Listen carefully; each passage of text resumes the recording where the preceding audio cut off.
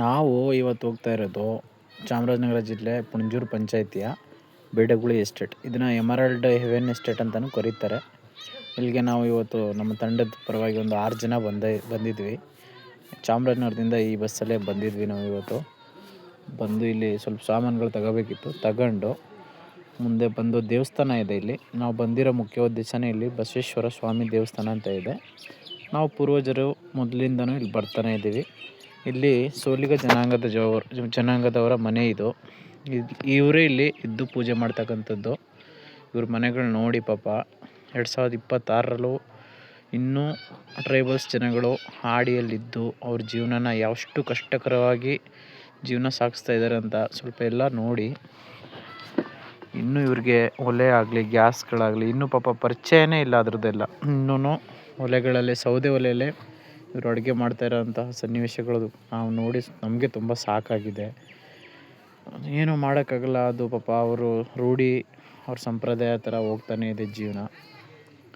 ದೇವಸ್ಥಾನ ಬಸವೇಶ್ವರ ಸ್ವಾಮಿ ದೇವಸ್ಥಾನ. ಇಲ್ಲಿ ನಾವೊಂದು 6 ಜನ ಬಂದಿದ್ದೋ.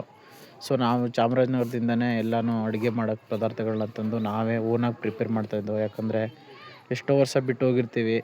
ಅಲ್ಲಿ ದೇವಸ್ಥಾನದ ಮುಂದೆ ನಾವೇ ಒಲೆ ಹಚ್ಚಿ ಅಡುಗೆ ಮಾಡಿ ತಿಂದರೆ ಅದೇನೋ ನೆಮ್ಮದಿ. ನೋಡಿ ಇದೇ ದೇವಸ್ಥಾನ, ಅದು ಬಸವೇಶ್ವರ ಸ್ವಾಮಿ ದೇವಸ್ಥಾನ. ನೋಡೋಕೆ ಮನೆ ಥರನೇ ಇದೆ. ನೋಡಿ ಇದೊಂದು ಹುತ್ತ, ಅದು ತಾನಾಗಿಯೇ ಬೆಳೆದಿರೋ ಹುತ್ತ ಇದು. ಕೆಲವರು ನಂಬಿಕೆ ಇಲ್ದಿರೋರು ಏನಾದರೂ ಹೇಳ್ಬೋದು. ನೆಗೆಟಿವ್ ಆಗಿ ನಾವು ತಲೆ ಕೆಡಿಸ್ಕೊಳ್ಳಲ್ಲ. ಇದು ನಮ್ಮ ನಂಬಿಕೆ, ನಮ್ಮ ಭಕ್ತಿ. ಅದು ನಮ್ಮದವರು ನಂಬೋದು, ಬಿಟ್ಟವ್ರು ಬಿಡ್ಬೋದು. ಅದು ಅವರವರ ಓನ್ ಅನಿಸಿಕೆ. ನೋಡಿ ಇದೇ ದೇವಸ್ಥಾನ.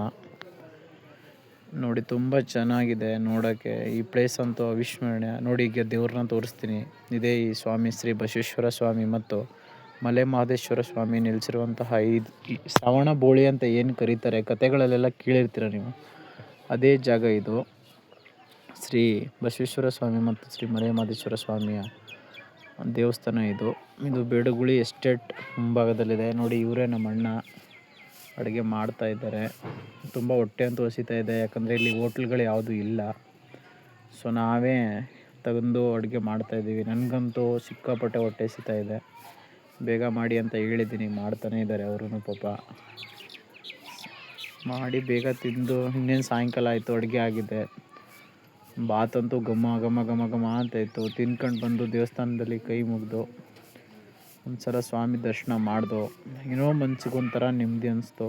ಎಲ್ಲೋ ಇಷ್ಟು ದಿನ ಇದ್ದು ಆ ಟೆನ್ಷನ್ಗಳು, ಭಯ, ತೊಂದರೆಗಳೆಲ್ಲನೂ ಎಲ್ಲೋ ಒಂದೇ ಸೆಕೆಂಡಲ್ಲಿ ಮಾಯ ಆಗಿರೋ ಥರ ಒಂದು ಫೀಲ್ ಅನಿಸ್ತು. ಅದಾದಮೇಲೆ ನೈಟ್ ಕ್ಯಾಂಪಿಂಗ್ ಹಾಕಿದ್ರು ದೇವಸ್ಥಾನದ ಮುಂಭಾಗದಲ್ಲಿ. ಸ್ವಲ್ಪ ಚಳಿ ಇದೆ ಇಲ್ಲಿ ಜಾಸ್ತಿ. ಅದರಿಂದ ಅಲ್ಲೇ ಸ್ವಲ್ಪ ಫೈರ್ ಕ್ಯಾಂಪಿಂಗ್ ಮುಂದೆ ಬೆಂಕಿ ಕಾಯ್ಕೊಂಡು ಕೂತ್ಕೊಳ್ತಾ ನಮ್ಮ ಫ್ರೆಂಡ್ಸ್ಗಳ ಜೊತೆ ಚೆನ್ನಾಗಿತ್ತು. ಮಾತ್ರ ಇದು ಎಷ್ಟು ಚೆನ್ನಾಗಿದೆ ಅಂದರೆ ಇಲ್ಲಿನ ಜನಗಳಿಗೆ ಡೈಲಿ ಬೆಂಕಿ ಹಾಕ್ಕೊಂಡು ಅದ್ರ ಮುಂದೆ ಕೂತ್ಕೊಳ್ಳೋದೇ ಅವ್ರದ್ದೊಂದು ಅದೇನೆಂದರೆ ಪ್ರಾಕ್ಟೀಸೇ ಆಗಿಬಿಟ್ಟಿದೆ. ಅದು ನಮಗೂ ಹೊಸ್ದು ಅನಿಸ್ಬೋದು, ಆದರೆ ಇಲ್ಲಿನ ಜನಗಳಿಗೆ ಅದು ಕಾಮನ್ನೇ ಆಗಿಬಿಟ್ಟಿದೆ. ಚೆನ್ನಾಗಿದೆ. ಮಾತ್ರ ಇಲ್ಲಿ ಬಂದು ನೋಡಿ. ಯಾರಾದ್ರೂ ಅಡ್ರೆಸ್ ಗೊತ್ತಾಗಿಲ್ಲ ಅಂದರೆ ಕೇಳಿ. ನೋಡಿ ಇವರು ನಮ್ಮನ್ನ ನೋಡ್ಕೊಂಡ್ರಲ್ಲ ಕರ್ಕೋಗಿ. ಅವ್ರ ಮನೆ ಇದು ಜಡಿಯಪ್ಪ ಅಂತಂತ ಅವ್ರ ಮನೆ. ನನಗಂತೂ ಅವ್ರ ಮನೆ ಏನೂ ಕಾಣಿಸ್ತಾನೆ ಇರಲಿಲ್ಲ, ಯಾಕಂದರೆ ಅಷ್ಟೊಂದು ಕತ್ಲೆ ಇತ್ತು. ಇವರೇ ನೋಡಿ ಅವರು ಪಾಪ ಲೈಟ್ಗಳಿಲ್ಲ, ಸೋಲಾರ್ ಬೆಳಕಲ್ಲೇ ಅವರು ಜೀವನ ಮಾಡ್ತಾ ಇರೋದು. ಅಂದರೆ ಅವ್ರಿಗೆ ಅದು ಅಡ್ಜಸ್ಟ್ ಆಗಿಬಿಟ್ಟಿದೆ. ನಮ್ಮಂಥವ್ರು ಹೋಗಿ ಒಂದು ರಾತ್ರಿ ಉಳ್ಕೊಳ್ಳೋದು ಏನೋ ಒಂಥರ ಸಾಹಸನೇ ಪಟ್ವಿ ನಾವು. ನೋಡಿ ಇನ್ನೂ ಒಲೆಗಳಲ್ಲಿ ಅವರು ಅಡುಗೆನೆಲ್ಲ ತಯಾರಿಸಿ ಮಾಡ್ತಾರೆ. ದಿನನಿತ್ಯದ ಅವ್ರದ್ದು ಏನು ಅಡುಗೆ ಇದೆ ಅದನ್ನೆಲ್ಲ ಸೌದೆ ಒಲೆಯಲ್ಲೇ ಮಾಡ್ಕೊಳ್ತಾ ಇರೋದವರು. ಇಲ್ಲಿ ದೇವಸ್ಥಾನದಷ್ಟೇ ನೋಡಿ ಇದೇ ಗೋರವಟ್ಟಿ ಎಸ್ಟೇಟ್ ಅಂತ. ಇದ್ರ ಬಗ್ಗೆ ಮುಖ್ಯ ಮಾಹಿತಿ ನಮ್ಗೆ ಅದ್ರ ಬಗ್ಗೆ ಅಷ್ಟೇನು ಮಾಹಿತಿ ಇಲ್ಲ. ಅಂದರೆ ಇಲ್ಲಿ ಬ್ರಿಟಿಷರು ಇಂಗ್ಲೀಷ್ನವ್ರು ಬಂದು ಈ ಎಸ್ಟೇಟ್ನ ಇದು ಮಾಡಿದ್ದಾರೆ ಅಂತ ಹೇಳ್ತಾರೆ. ಅಂದರೆ ಅದರ ಇತಿಹಾಸ ನಮಗೂ ಇನ್ನೂ ಕ್ಲಿಯರೆನ್ಸ್ ಆಗಿ ಗೊತ್ತಿಲ್ಲ. ಗೊತ್ತಿದ್ದವ್ರು ಯಾರಾದರೂ ಇದ್ದರೆ ದಯವಿಟ್ಟು ನಿಮ್ಮ ಅಭಿಪ್ರಾಯಗಳನ್ನ ಕಮೆಂಟ್ ಮೂಲಕ ತಿಳಿಸಿ.